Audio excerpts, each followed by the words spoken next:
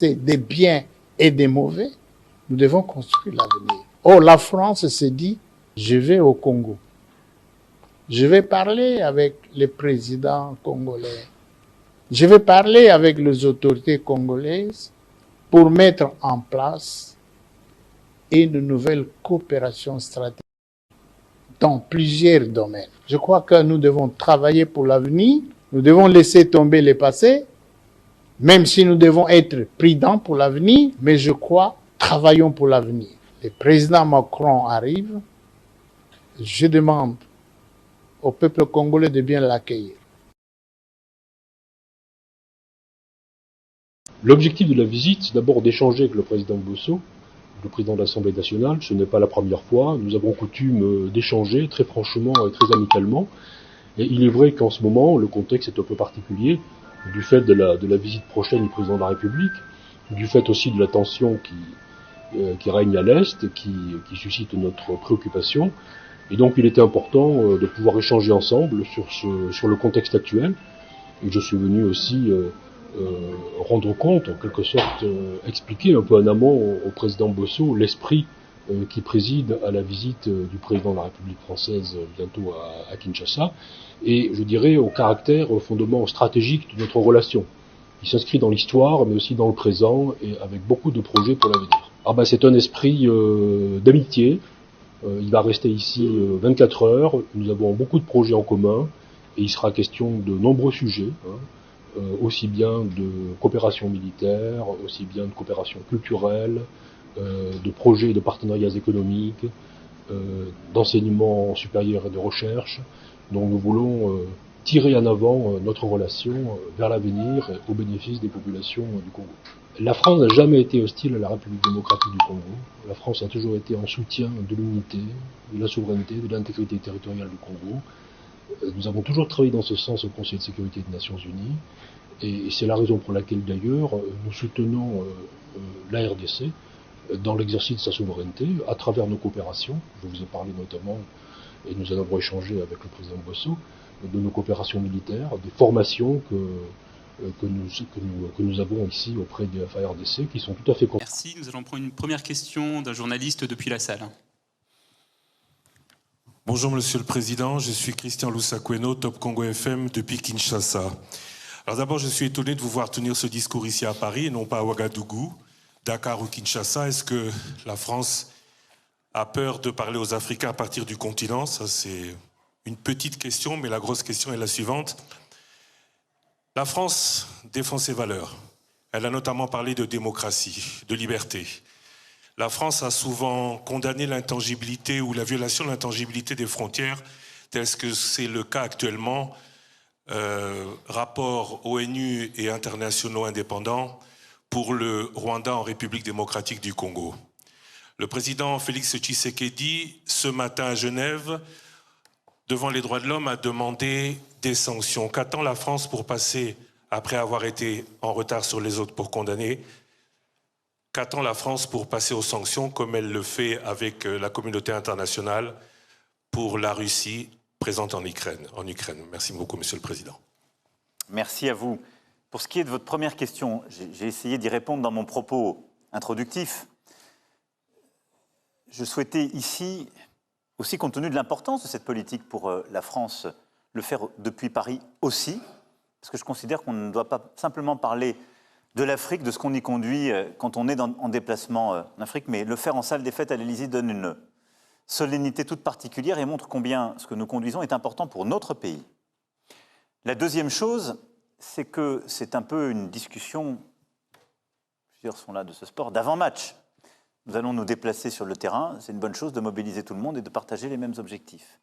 Troisième élément, j'étais il y a quelques mois au Cameroun et ailleurs, j'ai discuté encore avec la jeunesse africaine et je continuerai de le faire. Donc rassurez-vous, ça ne va pas s'arrêter. Mais je pense que ce cadre était approprié au moment où nous nous parlons. Pour ce qui est ensuite du Rwanda, d'abord il faut nommer les choses. Enfin, du Rwanda et de la RDC et des questions que vous avez évoquées. Je disais il faut nommer les choses. Nous assistons dans l'est du Congo à une régression inacceptable. L'offensive en cours de la milice M23, sous sanction du Conseil de sécurité, est une guerre qui nous ramène 10 ans en arrière.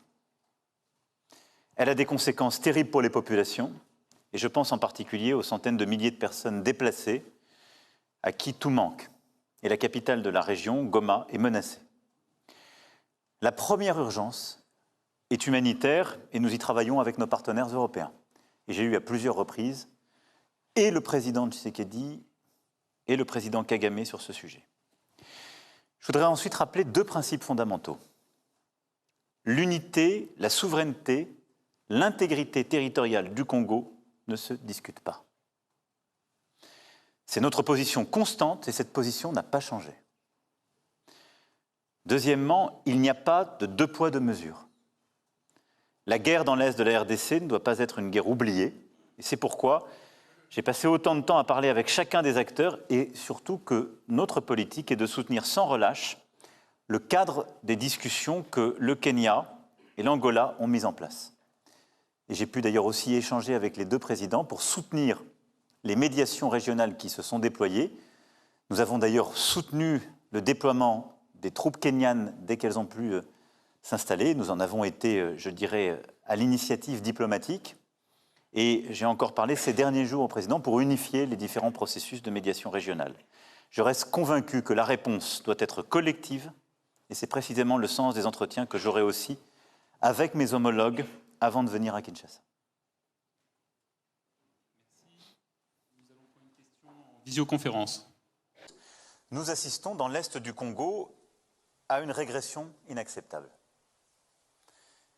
L'offensive en cours de la milice M23, sous sanction du Conseil de sécurité, est une guerre qui nous ramène 10 ans en arrière. Elle a des conséquences terribles pour les populations, et je pense en particulier aux centaines de milliers de personnes déplacées à qui tout manque. Et la capitale de la région, Goma, est menacée. La première urgence est humanitaire, et nous y travaillons avec nos partenaires européens. Et j'ai eu à plusieurs reprises et le président Tshisekedi et le président Kagame sur ce sujet. Je voudrais ensuite rappeler 2 principes fondamentaux. L'unité, la souveraineté, l'intégrité territoriale du Congo ne se discutent pas. C'est notre position constante et cette position n'a pas changé. Deuxièmement, il n'y a pas de 2 poids, 2 mesures. La guerre dans l'est de la RDC ne doit pas être une guerre oubliée et c'est pourquoi j'ai passé autant de temps à parler avec chacun des acteurs et surtout que notre politique est de soutenir sans relâche le cadre des discussions que le Kenya et l'Angola ont mis en place. Et j'ai pu d'ailleurs aussi échanger avec les 2 présidents pour soutenir les médiations régionales qui se sont déployées. Nous avons d'ailleurs soutenu le déploiement des troupes kenyanes dès qu'elles ont pu s'installer. Nous en avons été, je dirais, à l'initiative diplomatique. Et j'ai encore parlé ces derniers jours au président pour unifier les différents processus de médiation régionale. Je reste convaincu que la réponse doit être collective et c'est précisément le sens des entretiens que j'aurai aussi avec mes homologues avant de venir à Kinshasa. Nous avons essentiellement échangé sur le partenariat entre la MONUSCO et le gouvernorat et la FARDC et la PNC. Et bon, dans ce contexte, on a aussi parlé de la mise en œuvre du communiqué de Luanda du 23 novembre, comment ça prendrait forme et quels seraient les rôles respectifs des uns et des autres par rapport à cela. Et nous avons aussi discuté des difficultés de ce qui se passe dans l'espace aérien maintenant avec les accidents.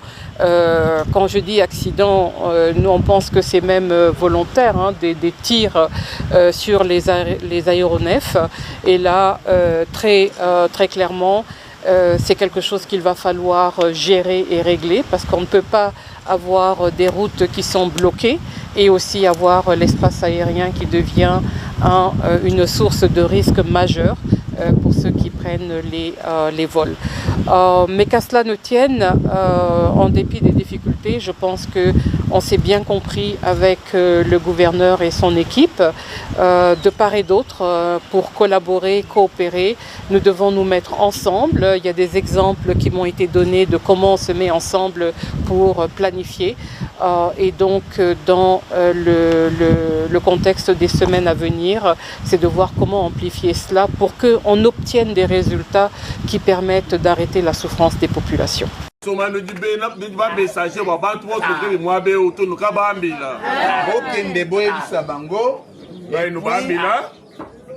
Bah que le caucus Grand Kasaï maintenant est en vie. Amen.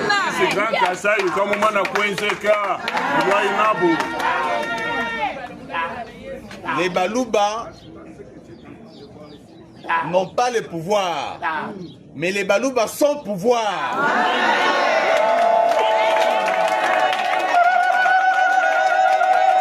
Kobotama na pouvoir ya kobotama. Nous allons tout ça là, pour diriger Bango, balinga balinga.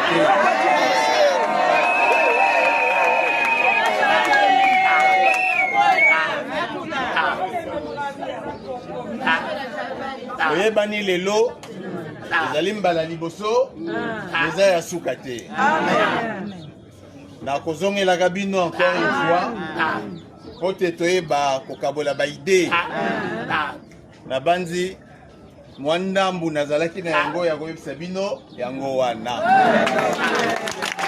Ona lelo nasiki wana en tout cas nasengi bino merci mingi, merci merci merci. Abuo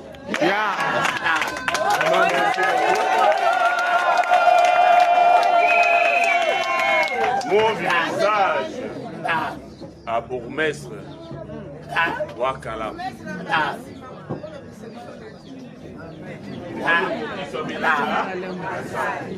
Mais